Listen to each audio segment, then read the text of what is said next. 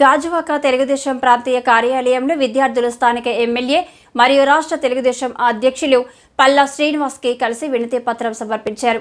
గత కొంతకాలంగా మహిళలు, చిన్నపిల్లలపై జరుగుతున్న అత్యాచారాలు, లైంగిక దాడులకు ప్రత్యేక చట్టం తీసుకురావాలని కోరారు పల్లా శ్రీనివాసరావు. అనంతరం ఆయన మాట్లాడుతూ ఎన్సీసీ స్టూడెంట్స్ తన వద్దకు వచ్చి తమ ఆందోళన వ్యక్తం చేశారని పల్లా తెలిపారు. ఈ నెల రోజుల్లో ముగ్గురిపై కిడ్నాప్ మరియు అత్యాచారాలు జరిగాయని, వారిపైన కఠినమైన చర్యలు తీసుకోవాలని విద్యార్థులు కోరారని తెలిపారు. అదేవిధంగా ఆడపిల్లల జోలికి వస్తే కఠినమైన చర్యలు ఉంటాయని పల్లా శ్రీనివాసరావు తెలిపారు. సీఎం చంద్రబాబు నాయుడు దృష్టికి తీసుకువెళ్తారని విద్యార్థులకు భరోసా ఇచ్చారు.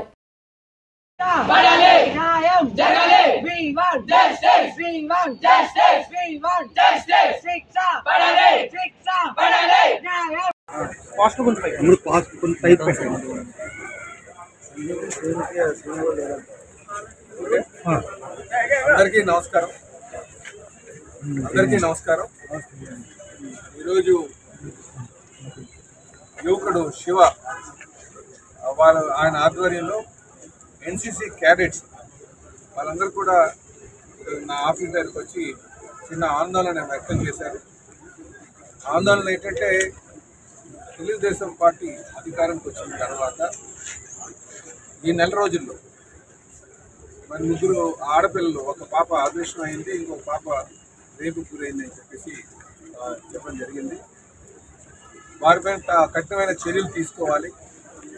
అలాగే ఒక్క కాంపన్సేషన్ అనౌన్స్ చేయడమే కాదు, వారి మీద కఠినమైన చర్యలు తీసుకుని భవిష్యత్తులో జరగకుండా ఉండాలని చెప్పేసి వాళ్ళు ఇక్కడ వచ్చి ఆందోళన చేయడం జరిగింది. వాళ్ళందరితో మాట్లాడి వాళ్ళకి తెలుగుదేశం పార్టీ రాష్ట్ర అధ్యక్షుడిగా, గాజువాక శాసనసభ్యుడిగా వాళ్ళకి భరోసా ఇచ్చి ఖచ్చితంగా ఎవరైతే ఆ దోషులు ఉన్నారో వాళ్ళని పట్టుకొని కఠినమైన శిక్ష వేసేటట్టుగా నేను ప్రభుత్వానికి తెలియజేస్తానని చెప్పేసి వాళ్ళు మాట్లాడడం జరిగింది. ఖచ్చితంగా మేము ఆడపిల్ల జోలికి ఎవరు వచ్చినా సరే వారిపైన తీవ్రమైనటువంటి పరిణామాలు ఎదుర్కోవాల్సి వస్తుందని చెప్పేసి కూడా మీ ద్వారా ఇక్కడ ఉన్నటువంటి మీ ద్వారా అందరికీ తెలియజేస్తున్నాం.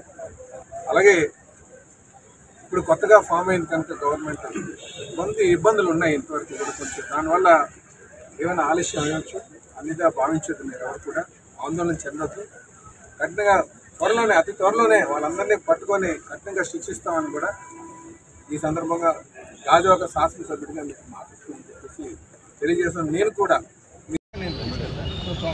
ఇప్పుడు కూడా జనరల్గా మీడియాలో వచ్చింది కనుక దాన్ని చూసి ఊరుకుంటున్నారు. అలా కాదు, మనం ఆందోళన చేయాలి. ప్రజాస్వామ్య విలువను కాపాడడానికి పౌర సమాజం మేల్కోవాల్సినటువంటి అవసరం ఉంది. ఎక్కడైనా అన్యాయం జరిగితే దానికి మేము ప్రజాప్రతినిధులుగా మీకు సమాధానం చెప్పాల్సినటువంటి అవసరం. అందుకే చెప్తాను, మీకు ఖచ్చితంగా సమాధానం చెప్తాను. అది మీ ఆందోళన, మీ ఆవేదన నేను అర్థం చేసుకున్నాను. నేను ఎప్పుడు కూడా మీరు ఆందోళన ఎప్పుడు కూడా అణచివేయాలని ఆలోచన శివ నేను ఖచ్చితంగా తీసుకెళ్తాను. మీరేం ఒరే వస్తాను, మీరు ధైర్యంగా ఉండండి.